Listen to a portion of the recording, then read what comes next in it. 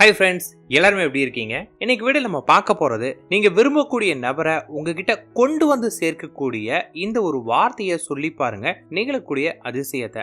Actually ரீசெண்டாக நான் ஒருத்தவங்களுக்கு வந்து பார்த்தீங்கன்னா ஃபோன் கன்சல்டேஷன் கொடுத்துருந்தேன். அவங்க வந்து முதல்ல அவங்களோட ப்ராப்ளம் சொல்லும்போது வந்து பார்த்தீங்கன்னா எனக்கு அவங்க ப்ராப்ளம் வந்து ஒரு பெரிய லெவல் ப்ராப்ளமாகவே தெரியல. நான் அவங்க கிட்ட சொன்னேன், எங்க இதில் ஒரு பிரச்சனையே கிடையாது, இதுக்கெல்லாம் போய் எதுக்கு ஃபோன் கன்சல்டன்ட் அப்படின்னு. பட் அவங்க வந்து இல்லை சார், என்னால் முடியல, நான் நிறைய ட்ரை பண்ணி பார்த்துட்டேன், நிறைய பேர்கிட்ட பார்த்துட்டேன், எனக்கு எங்கேயுமே சக்ஸஸ் ஆகலை, நான் நிறைய மாந்திரிகம் வசியம் இந்த மாதிரி நிறைய விஷயங்கள் பண்ணேன், எதுலையுமே சக்ஸஸ் ஆகலை, நானும் நிறைய பண்ணி பார்த்தேன், ரொம்ப டிப்ரெஷனாக இருக்குது, ஸோ எனக்கு எப்படியாவது கொடுங்க அப்படின்னாங்க. நான் அப்பயுமே அவங்கள வந்து பார்த்தீங்கன்னா இல்லைங்க, ஃபோன் கன்சல்ட் ரொம்ப காஸ்ட் அதிகம், எதுக்கு தேவையில்லாம இவ்வளோ காசு செலவு பண்ணுறீங்க, லோ காஸ்ட்டில் ட்ரை பண்ணி பாருங்க இப்படின்னு நிறைய சொல்லி பார்த்தேன். பட் இருந்தாலுமே அவங்க வந்து பார்த்தீங்கன்னா ரொம்பவும் புடிமாதமாக அடமெண்ட்டாக இருந்தாங்க. எனக்கு வேறு வழியே இல்லை, லாஸ்ட் ஸ்டேஜில் தான் உங்களை நம்பிட்டு வந்தேன் அப்படின்னாங்க. சரி ஓகே அப்படின்னு நான் வந்து உங்களுக்கு கிளாஸ் எடுக்கிறேன்னு சொல்லிட்டேன். ஃபோன் கால் அட்டன் பண்ணுற அன்னைக்கு நான் அதான் சொன்னேன், உங்களோட ப்ராப்ளம் நீங்கள் டெக்ஸ்ட்டில் சொன்ன வரைக்குமே வந்து உங்களுக்கு பெரிய ப்ராப்ளமே கிடையாதுங்க, ஸோ இதுக்கெல்லாம் எதுக்கு ஃபோன் கன்சல்டேஷன் எடுக்கிறீங்க அப்படின்னு நான் சொல்லி கேட்டேன். இல்லை சார், நான் சொல்கிறேன் கேளுங்க அப்படின்னாங்க. அப்புறம் அவங்க உங்கள் ப்ராப்ளம் சொல்லி முடிச்சாங்க. ப்ராப்ளம் சொல்லி முடிச்ச பிறகு வந்து பார்த்தீங்கன்னா அவங்களோட டெக்ஸ்ட்டில் சொன்னதை விடவே அந்த ப்ராப்ளம் வந்து அப்படியே டிஃப்ரெண்டாக இருந்துச்சு. பிகாஸ் அவங்களோட ப்ராப்ளம் வந்து அந்த அளவுக்கு மாறினதுக்கான காரணம் என்ன அப்படின்னு கேட்டிங்கன்னா, அவங்களோட லைஃப்பில் அந்த அளவுக்கு சிவியரான ப்ராப்ளமா அப்படின்னு கேட்டிங்கன்னா கிடையவே கிடையாது. இவங்களோட அதீத கற்பனை எல்லா விஷயங்களையுமே ஓவராக திங்க் பண்ணி எக்ஸ்ட்ரீமான ஒரு நெகட்டிவாக அவங்க போயிருக்கிறாங்க. ஸோ அவங்க எக்ஸ்ட்ரீமாக நெகட்டிவாக போனனால அவங்களோட ப்ராப்ளம் வந்து இதுதான் அப்படின்னு அவங்களுக்கு சொல்கிறதுக்கு ஆள் இல்லாமல் போயிருக்கு.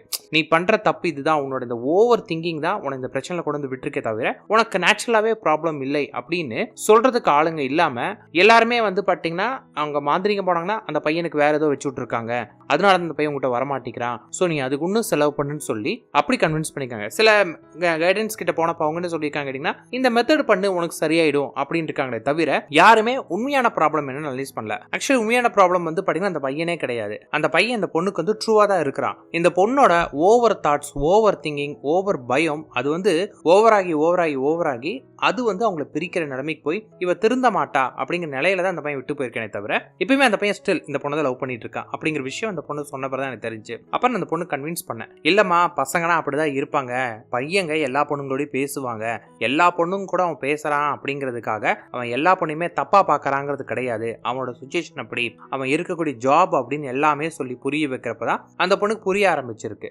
கூட சேர்ந்து அவங்க இருக்கக்கூடிய சர்க்கிள், அந்த பொண்ணோட ஃப்ரெண்ட்ஸுங்களா சேர்ந்து என்னன்னா இந்த பொண்ணு சொல்றதை அப்படியே நம்ம கேட்பாங்க. இப்போ நான் வந்து வேற ஒரு பொண்ணோட சேர்றான் அப்படின்னு இல்ல அவன் வந்து ரொம்ப தப்பானவன், அவன் ரொம்ப மோசமான பையன் அப்படின்னு, நீ ரொம்ப நல்ல பொண்ணு அப்படின்னு இந்த பொண்ணை ரொம்ப ஸ்பெஷலா திங்க் பண்ண வச்சு அந்த பையனை ரொம்ப தப்பானவனா நினைக்க வச்சு அதனால இவ்வளவு பெரிய ஒரு பாண்டிங் ப்ராப்ளம் உண்டு பண்ணியிருக்கு. இப்போ நான் அந்த பொண்ணுக்கு வந்து பாத்தீங்கன்னா ஒரு மெத்தட்ஸ் நான் கொடுக்கறதுக்கு முன்னாடி அந்த பொண்ணை அந்த மைண்ட் செட்ல இருந்து வெளியே கொண்டு வந்தா மட்டும்தான் நம்மனா அதுல கொண்டு வர முடியும். ஆனா இப்போ என்ன பிரச்சனையா இருக்குன்னு கேட்டீங்கன்னா, அந்த பொண்ணு இதுல ரொம்பவும் அந்த பையன் பேசாம போய் இந்த பொண்ணு ஓவரா திங்க் பண்ணி மனசளவுல ரொம்பவும் அஃபெக்ட் ஆயிட்டாங்க.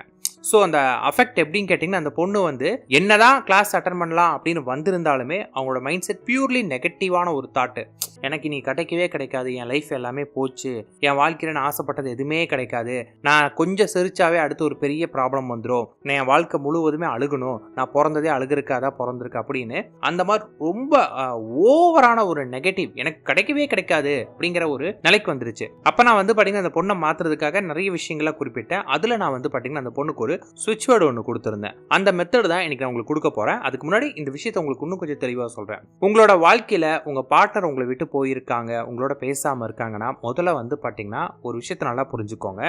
உண்மையிலே அவங்க உங்களை விட்டு போயிருக்காங்களா இல்ல ஒரு டெம்பரவரியா உங்களை பிரிஞ்சிருக்காங்களா அப்படின்னு பாருங்க. சோ அவங்க உண்மையிலே போயிருக்காங்க, வேற ஒரு ரீசன், குடும்ப பிரச்சனை இல்ல வேற ஏதாவது ஒரு காரணத்துக்காக போயிருக்காங்கன்னா அது என்ன காரணம்னு பார்த்து அதை கண்டுபிடிச்சு அதை சரி பண்ற வழியை பாருங்க. அதை விட்டுட்டு அவங்க போயிட்டாங்க உடனே வந்து மாந்திரிகம் பண்றோம் இல்ல வேற ஏதாவது பண்றோம் அப்படி இப்படின்னு போய் நீங்க உங்க பணத்தையும் நேரத்தையும் உங்களோட மனநிலையும் கெடுத்துக்காதீங்க. பிகாஸ் நீங்க ஆசைப்பட்ட விஷயம் உங்ககிட்ட தான் இருக்குமே, இதை நீங்க வந்து அதை புரிஞ்சுக்காம நீங்களே ஊதி பெருசாக்கி அதை ஒரு ப்ராப்ளமா கிரியேட் பண்றீங்க. நிறைய பேர் மோஸ்ட்லி இப்படிதான். நான் கன்சல்டேஷன் கொடுக்குற 90% ப்ராப்ளம்ஸ் யாருக்கிட்ட அப்படின்னு பாத்தீங்கன்னா அந்த பர்சன் கிட்ட தான். யாரை மிஸ் பண்றாங்களோ அவங்க கிட்ட தான் ப்ராப்ளமா இருக்கும். அந்த பொண்ணா இருந்தாலும் சரி பையனாலும் சரி, இவங்களே தான் அவங்கள போகவே வச்சிருப்பாங்க. இவங்களே சொல்லுவாங்க, நீ போ எனக்கு வேண்டாம், நீ போ எனக்கு வேண்டாம், நீ போ எனக்கு வேண்டாம்னு சொல்லிட்டு கடைசியில் அவன் போயிட்டா அப்படின்னு வந்து புலம்புறது. இவங்களே இவங்க வாழ்க்கையில இவங்க தலையில இவங்களே மண்ணவாரி போட்டு அப்படின்னுவாங்க. ஸோ முடிஞ்ச அளவுக்கு இப்போ உங்க ரிலேஷன்ஷிப் கொஞ்சம் ப்ராப்ளத்தில் போயிட்டு இருக்கு அப்படிங்கிற நிலைமை வரும்போது அது என்ன ரீசன், எதனால ப்ராப்ளம் ஆயிட்டு இருக்கு அப்படின்னு பார்த்து உங்க மேல என்ன தவறுன்னு பார்த்து அந்த தவறுக்கான ரீசன் பார்த்துட்டு சரி பண்ணுங்க. உங்களை ஒருத்தவங்க ட்ரூவா லவ் பண்ணியிருக்காங்க அப்படின்னா அவங்க அவ்வளோ சீக்கிரம் உங்களை விட்டு போக மாட்டாங்க.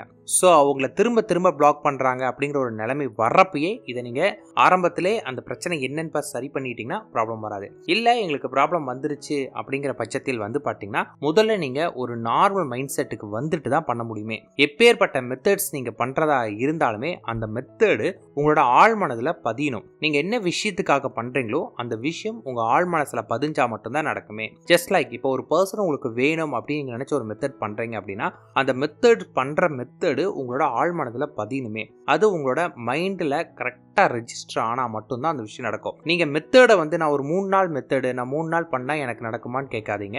நீங்க 3 நாள் இல்ல ஒரே நாள்ல அது உங்க மனசுல பதிய வச்சீங்கன்னா அது உங்களுக்கு நடக்க ஆரம்பிச்சிடும். ஆனா அதுல நீங்க பதிய வைக்கிறீங்களா இல்லையா, எந்த அளவுக்கு பாசிட்டிவா பதிய வைக்கிறீங்க, இல்ல எப்படி நெகட்டிவா பதிய வைக்கிறீங்க இப்படிங்கிறத பொறுத்து தான் உங்களுக்கு அமையுமே. ஸோ உங்க ஆழ் மனசுல பதிய வைக்கிற விஷயமே இருக்கு. இப்போ இந்த பொண்ணோட பிரச்சனை எப்படின்னு கேட்டீங்கன்னா அந்த பொண்ணுனால வந்து பாசிட்டிவா இருக்க முடியவே இல்லை. ஸோ நான் இந்த பொண்ணு வந்து இல்லம்மா இது உன் வாழ்க்கை, நீ பாசிட்டிவ் வந்தால் தான் முடியும் அப்படின்னு எவ்வளவோ சொல்லி பார்த்தேன். ஆனால் அந்த பொண்ணு வந்து பார்த்தீங்கன்னா நிறைய சஃபராக இருக்குது. லைக் அந்த பொண்ணு ரொம்ப தூக்க மாத்திரைலாம் சாப்பிட்டு ஹாஸ்பிட்டல் அட்மிட் ஆகி கையெல்லாம் குளுக்கோஸ் இது பண்ணி ரொம்ப கஷ்டப்பட்டு இப்போ தான் ஹாஸ்பிட்டலேருந்து வந்திருக்கேன் அப்படிங்கிற அந்த சுச்சுவேஷன் சொல்லும்போது ரொம்ப பாவமாக இருக்குது. ஏன்னா அந்த பொண்ணால் பேச கூட முடியல அப்படிங்கிற நிலைமை. அப்போ நான் வந்து பார்த்தீங்கன்னா அந்த பொண்ணுக்கு ஒரு சுவிட்ச் வேர்டு கொடுத்தேன். இந்த சுவிட்ச் வேர்டை வந்து பார்த்தீங்கன்னா நீ ஜஸ்ட் அவனை நினச்சிட்டு இந்த வார்த்தையை சொல்லிட்டே இருமா அப்படின்னு. இந்த பொண்ணு வந்து பார்த்தீங்கன்னா நீ பெருசாக சுவிட்ச் வேர்டுக்கு இன்வால்மெண்ட் கொடுக்காத, ஒரு மந்திர மாதிரி மனசுக்குள்ள உளறிட்டே இருக்கிற மாதிரி நீ ஜஸ்ட் ஒரு உளர்ற மாதிரியா சொல்லு. கூடவே உங்க கூட இருக்கக்கூடிய ஃப்ரெண்ட்ஸுங்களை கொஞ்சம் கட் பண்ண முடியலையா அவங்க கிட்ட உன் லவ் டாபிக்கை எடுக்காத, அந்த பர்சனை பத்தி பேசாத, நீ இதை மட்டுமே ரெகுலரா பண்ணு அப்படின்னு. ஃபர்ஸ்ட் மெத்தட் இதுதான் உங்களுக்கு நான் கொடுத்ததே. இதுல கொடுக்கும் போதே அந்த பொண்ணோட மனநிலை மாற ஆரம்பித்து அந்த பையனே கடைசியில் வந்து பார்த்தீங்கன்னா இந்த பொண்ணுக்கு மெசேஜ் பண்ற அளவுக்கு இருந்துச்சு. அதன் பிறகு கொஞ்சம் மற்ற மெத்தட்ஸ்லாம் கொடுத்தோம். ஆனா இந்த ஒரு மெத்தட்லேயே வந்து பார்த்தீங்கன்னா டிராமாட்டிக்கல் சேஞ்சஸ் ஆச்சு. இப்போ நான் சொல்லக்கூடிய இந்த மெத்தட் உங்களுக்கு எப்படி இருக்கணும்னு கேட்டீங்கன்னா இது ஒரு பவர்ஃபுல்லான சுவிட்ச் வேர்டு. சுவிட்ச் வேர்டுலேயே ரொம்ப ரொம்ப சூப்பரான சுவிட்ச் வேர்டு. இது உங்களுக்கு சீக்கிரமா பழிக்கணும் அப்படின்னா உங்க ஆழ் மனசுல பதிய வைக்கிற அளவுக்கு இதை நீங்க பயன்படுத்தினீங்க அப்படின்னா சீக்கிரமா நடக்கும். நான் ரொம்பவும் டிப்ரெஷன்ல இருக்கேன், ரொம்பவும் சஃபர் ஆகியிருக்கேன், ரொம்ப அஃபெக்ட் ஆகியிருக்கேங்க, அவங்க என்னை விட்டு போயிட்டாங்க அப்படின்னு ரொம்ப ஃபீல் பண்ணீங்க அப்படின்னா ஒரு மந்திர மாதிரி இல்லாட்டி ஒரு விளையாட்டுக்கா வாயில சொல்லிட்டே இருங்க, ரிப்பீட்டபிளா சொல்லிட்டே இருங்க. அப்படி சொல்லிட்டு இருந்தீங்கன்னா நடக்கும். ஆனா முடிஞ்ச அளவுக்கு உங்க பார்ட்னரை பத்தி திங்க் பண்ணாதீங்க. ஏன்னா நீங்க உங்க பார்ட்னரை பத்தி திங்க் பண்ணும்போது நெகட்டிவா நடக்கும். இதை பண்றனால என் பார்ட்னர் என்கிட்ட வரணும் அப்படின்னு நினைக்காதீங்க. ஏன்னு கேட்டீங்கன்னா இதை பண்றனால என் பார்ட்னர் என்கிட்ட வரணும் அப்படின்னு நினைச்சு நீங்க பண்ணும்போது அதுவே ஒரு நெகட்டிவா இம்பாக்ட் உங்களுக்கு கொடுக்க ஆரம்பிச்சிடும். அதனால அந்த மாதிரி யோசிக்காதீங்க. ஜஸ்ட் இதை வந்து பார்த்தீங்கன்னா விளையாட்டாவது சொல்லிட்டே இருந்து பாருங்க. நேரம் கிடைக்கும் போதெல்லாம் சொல்லிட்டே இருங்க. கொஞ்ச நாள் ஆகவே உங்க பார்ட்னரோட தாட்ஸ் உங்களுக்கு குறைய ஆரம்பிக்கும். அப்ப அவங்கள பத்தி பாசிட்டிவா திங்க் பண்ண ஆரம்பிங்க. அப்ப பாசிட்டிவா திங்க் பண்ணும்போது நம்ம மனம் என்ன பண்ணும், ஓகே இப்போ அவங்களுக்கு அவங்க தேவை அப்படின்னு சொல்லி உங்ககிட்ட அட்ராக்ட் பண்ணும். நம்ம மனசை பத்தி ஒரு விஷயம் தெரிஞ்சுக்கோங்க.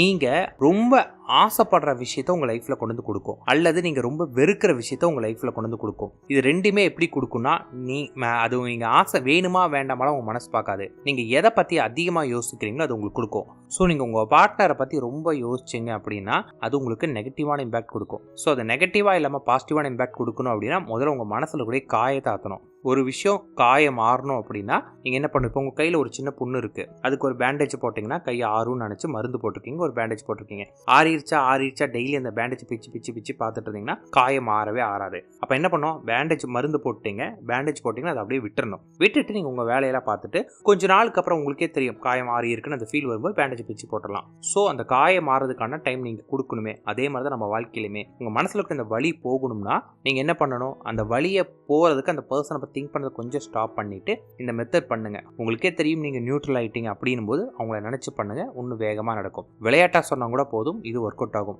ஃபர்ஸ்ட் நீங்க என்ன பண்றீங்கன்னா கண்ண முடிக்கவங்க, லவ் பி ரிஸ்டோர், இதான் அந்த வேர்ட்ஸ். இந்த சுவிட்ச் வேர்டை வந்து பார்த்தீங்கன்னா லவ் பி ரிஸ்டோர் அப்படின்னு சிம்பிளாக விளையாட்டுக்கு சொல்லிகிட்டே இருங்க.